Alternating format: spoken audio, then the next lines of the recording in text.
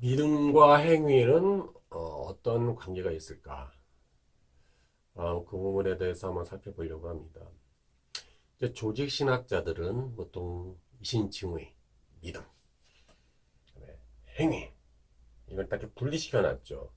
그래서 믿음은 구원, 행위는 상 이렇게 분리시켜 놨어요. 조직 신학자들은. 그런데 이제 신약 신학자들 사이에서 이제 점점 이 믿음의 행위 여기에도 구원적인 측면이 있다. 바울은 이 믿음의 행위에 대해서 구원적으로 언급하는 구절들이 많이 있다.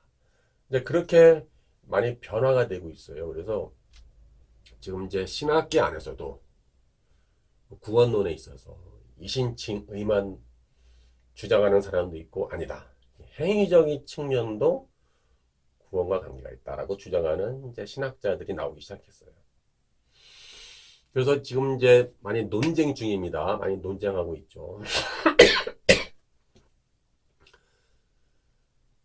근데 이제 바울이 이신칭의를 말할 때랑 또 믿음의 행위를 말할 때랑 그 대상이 달라요.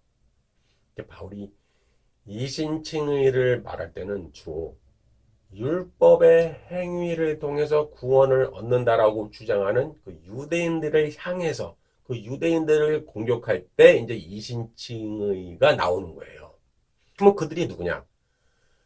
그 사도행전 15장 1절에 있는 것처럼 너희가 율법을 행해야만 구원을 얻는다라고 하는 새로운 어떤 이단적 세력들이 등장하기 시작했죠. 그럼 이들의 정체가 뭐냐?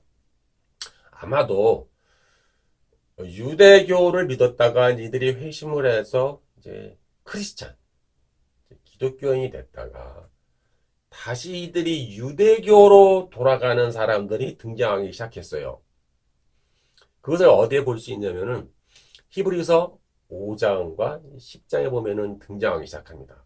그래서 뭐라고 그러냐면은 너희가 하나님의 은혜를 맛보고 성령을 체험하고 그리스도의 은혜를 맛보고 너희가 하나님의 아들을 질받고 십자가의 피를 너희는 더럽혔다. 그런 구절들이 있죠. 그리고 이거를 배도자라고 표현해요. 배도자. 이러한 배도자들에게는 회개해서 다시 용서받을 수가 없다. 그 아주 무서운 저주가 있는 구절이 있어요. 히브리서 5장과 10장에. 바로 이들이 아닐까 이제 추측을 해보는 거예요.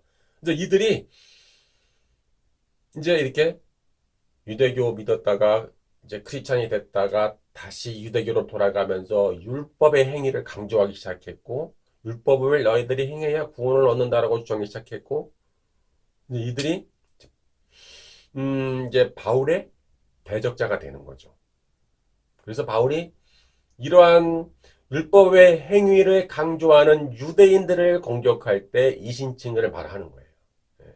그러면서 아브라함을 받아. 아브라함은 율법이 오기 전에 이미 믿음으로 하나님께 의롭다함을 받지 않았느냐. 그러면서 이제 그들을 공격하기 시작하는 거예요. 근데 이제 로마서 2장에 보면은 바울이 그런 유대인들을 향해 저주를 내려요. 왜냐하면 너희 유대인들은 율법을 열심히 지키고 구원을 얻기 위해서 율법을 철저하게 지키는데 그러나 너희들이 뒤돌아서면은 너희들은 죄악 가운데 있다. 너희는 악을 그렇게 많이 행하고 사는구나. 겉모습은 경건해요. 율법은 열심히 지켜요. 철저해요. 율법대로 살려고 막 율법을 외우고 막 기도도 열심히 한단 말이죠. 그런데 실제 그들의 삶을 보니까 너희들은 너무 죄악 가운데 살고 있어. 너희들은 너무 악을 많이 행하고 있어. 그러한 너희들에게는 구원이 있는 것이 아니라 너희들에게 심판이 있는 것이야. 라고 바울은 그들 저주를 내리는 거예요. 바로 이러한 유대인과 이러한 율법의 행위를 강조하는 유대인과 바울은 계속 싸우죠. 예. 갈라디아서에도 보면은 그거는 바울의 대적자다라고 나오고 있죠. 계속 싸우는 거야. 논쟁하면서 싸우고 있죠. 그런데 이제 교회를 향해서, 교회의 신자를 향해서는요, 믿음의 행위를 많이 강조하기 시작합니다, 바울이. 그래서 뭐라고 그러냐면은, 로마서 5장에 너희는 어떻게 살아야 될까? 신자들을 향해서 얘기할 때, 너희는 죄의 종으로 살면은 안 돼. 너희가 죄의 종으로 살면 너희는 사망이야. 이렇게 나오는 거예요. 행위적 측면이죠. 반면 너희가 의의 종으로 살면은 너에게는 영생이 있어. 이렇게 얘기하는 거예요. 행위적인 측면이잖아요. 너희가 죄의 종으로 살면 너희는 사망이고 심판이야. 너희가 의의 종으로 살면 너에게는 영생이야. 이렇게 얘기하는 거예요. 그러니까 완전히 그 내용이 바뀌는 거예요. 신자를 향해서 얘기할 때는 완전히 내용이 바뀌어요. 그럼 의의 종으로 산다는 건 뭐예요? 의가 뭐예요? 의. 그리스도잖아요, 그리스도. 그리스도의 뜻대로, 말씀대로 살아가는 자를 의의 종이라고 그러잖아요. 그렇게 살아가는 자들에게는 영생이 있고, 죄의 종으로 산다는 건 뭐예요? 죄악 가운데 죄를 행하며 산다는 거 아닙니까? 죄의 종으로 살면 너에게는 사망이고 심판이다라고 바울은 얘기하는 거죠. 또 로마서 6장에 보니까 순종을 통해서 의롭다함을 얻는다. 또 이런 구절이 또 있는 거예요. 예. 유대인들을 향해서는 믿음으로 말미암아 의롭다함을 얻는다라고 얘기하면서도 또 한편으로는 로마서 6장에는 순종의 종으로 의롭다함을 얻는다. 이런 구절이 또 있죠. 또 고린도서에 보면은 너희가 시기와 다툼과 미움과 사기와 살인과 악덕과 교만과 하여튼 이런 모습으로 살아가는 자들에게는 하나님의 나라를 유업으로 받을 수가 없다. 이렇게 얘기하는 거예요. 유업이 뭐예요? 구원이잖아요. 이렇게 살아가는 자들에게는 하나님의 나라를 유업으로 받을 수가 없다. 이런 구절이 또 있는 거죠. 또 갈라디아서 6장에 보니까 육체대로 사는 자에게는 썩어질 것을 거둘 것이고, 이거 행위적인 측면이잖아요. 또 성령으로 심는 자는 영생을 얻을 것이다. 이것도 행위적인 측면이잖아요. 육체로 심는 자는 썩어질 것을 거두고, 뭐 심판이죠. 성령으로 심는 자는 영생으로 거두리라. 그러면서 그 다음 구절에 그러므로 선한 행위에 열심을 내라. 이렇게 나오는 구절이 또 있어요. 그러니까 완전히 이게 서로 어떤 모순적인 것처럼 보이지만 사실 이것은 이렇게 상호 보완적인 거예요. 예. 이신칭의 또 믿음의 행위 서로 상호 보완적인 것이고 서로 모순이 되지 않습니다. 근데 이제 현대 교회는 문제는 뭐냐면은 이 믿음과 믿음의 행위를 분리시켜 놨어요. 그래서 어떻게 가르치냐면은 이신칭의 믿음, 구원, 믿음의 행위 이건 상이야. 이거는 상인데 받으면 좋고 안 받아도 괜찮아. 뭐 행위 없어도 된다는 거예요. 뭐 상 없어도 괜찮아. 왜? 믿기만 하면 구원 받아. 이걸 뭐라고 그래요? 빤스 입은 구원 또는 개털모자 구원이라고 그러죠. 개털모자 구원, 빤스 입은 구원 최소한이라도 구원은 받아. 믿기만 하면 돼. 행위, 믿음의 행위 없어도 괜찮아. 그렇게 생각하는 거예요. 그러니까 신자들이 어떻게 사냐면은 교회 안에서 뭐 헌금도 하고 봉사도 하고 뭐 열심히 사는데 교회를 떠나서 가정이나 이 세상에 나가서 살 때는 죄를 두려워하지 않는 거예요. 죄를 미워하지도 않고 뭐 그까짓 거 뭐 죄 어때?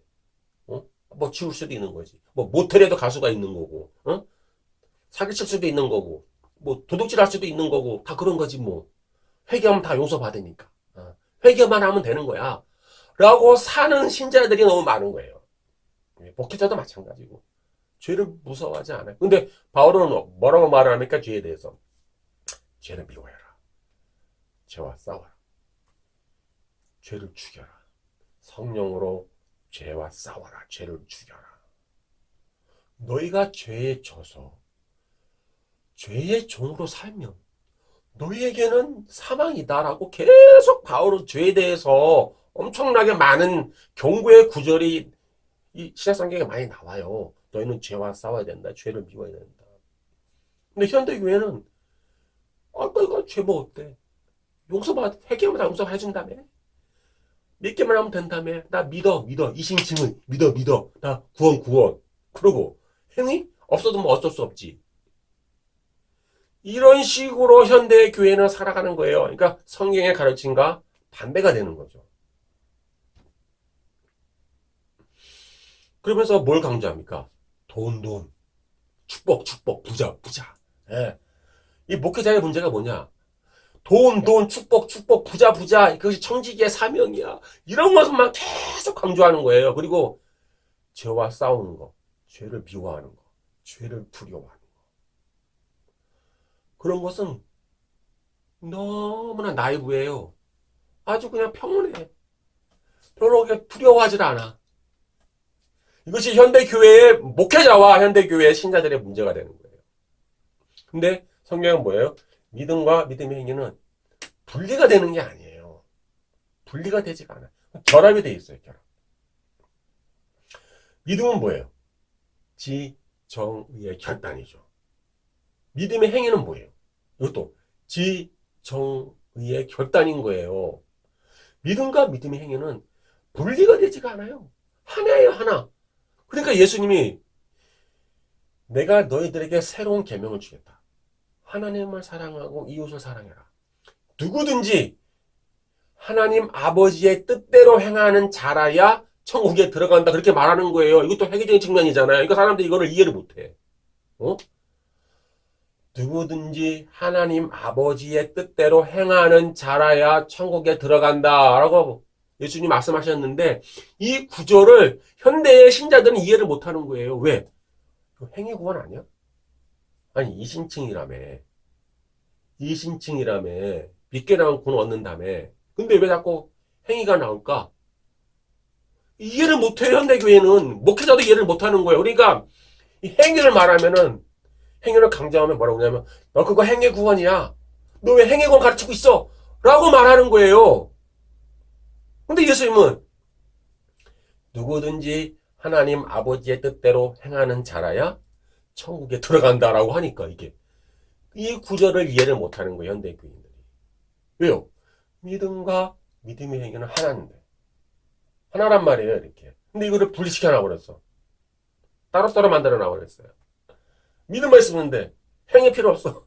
행위 있으면 좋지. 좋기는 뭐 상이니까. 그리고 뭐 믿기는 다 구원을 받아라고 오늘날 현대교회에서 가르치니까는 현대교회에 수많은 문제가 도사리게 됐다라고 하시면 됩니다. 그리고 이 믿음의 행위도 물론 상급과 관련이 있지만은 아까도 말한 것처럼 구원과도 관계가 있다고 그랬잖아요. 그래서 이게 상과 구원이 연관이 돼 있어요. 분리가 안 돼. 그리고 믿음과 믿음의 행위도 분리가 되지가 않아요. 하나입니다. 하나. 그래서 이 현대교회의 문제점을 한번 짚어봤고요. 신학자들 사이에서도 서로 어떤 논쟁적인 측면이 있고